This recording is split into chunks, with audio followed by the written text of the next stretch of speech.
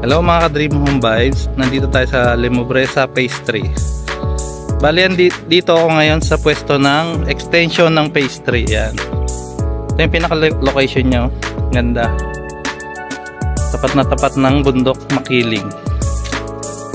Ganda. Pangarap mo, bahay na hinahanap. Dream Home Vibes, dito gumagana.